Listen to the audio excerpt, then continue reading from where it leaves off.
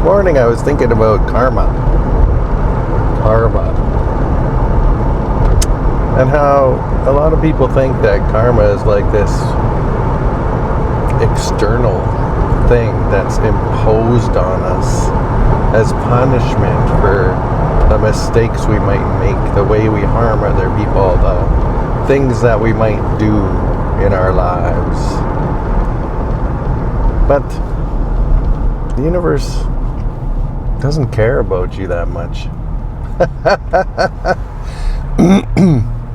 You know, that intelligent infinity, that whatever you want to call it, creator, God, it doesn't care what you do when it comes to that kind of stuff. You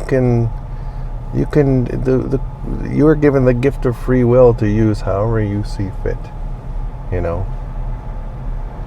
And karma is something we impose upon ourselves. It's not imposed on us from out there, from on high, from, you know, even previous lives. Some people dive into the karma of previous lives. And can we drag emotional shit from one life into the next? Sure, I believe you can.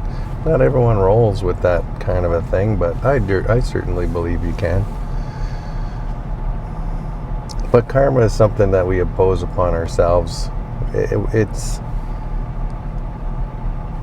whenever we get emotionally attached to something. It could be anything in our lives. It could be a person, could be a thing, could be a situation, could be our family, could be anything. As soon as we become emotionally attached, and emotional energy is involved in that attachment to something in our lives, you know, that's when we create a karmic link. Right in that moment when we have an emotional attachment.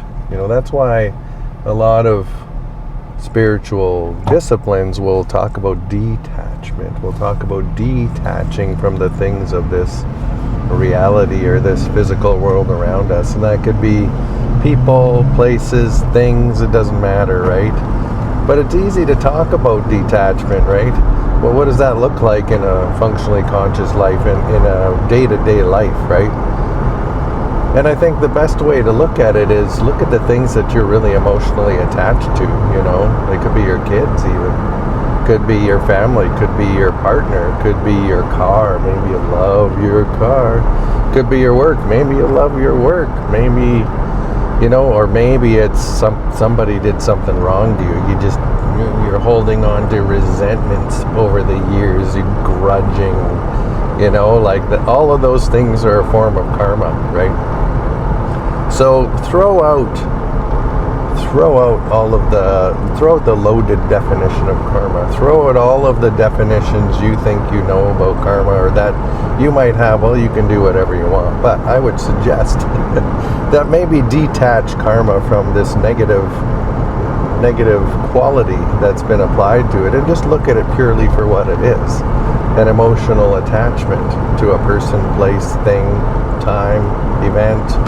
Could even be an event, something that happened in your past. Maybe you had a torrid love affair and you're still hooked on that thing, or, you know, maybe you had an abusive relationship and there's still emotional energy attached there. So anywhere where you have an emotional attachment is where you have karma.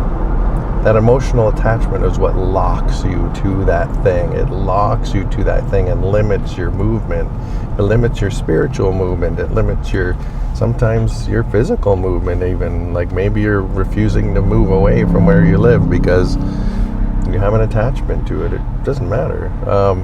Could be anything, you know. So if you could do one thing today, maybe start to identify those places where you might have an emotional attachment to something that you could probably let go of, or look at letting go of, or even just, if nothing else, even just recognize those places where you have them, where you might have an emotional attachment to something.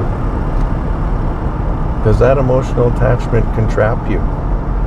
Not that emotions are bad, and not that loving things are bad, but those attachments can cause you to shapeshift. They can cause you to walk in ways that don't align with your spirit.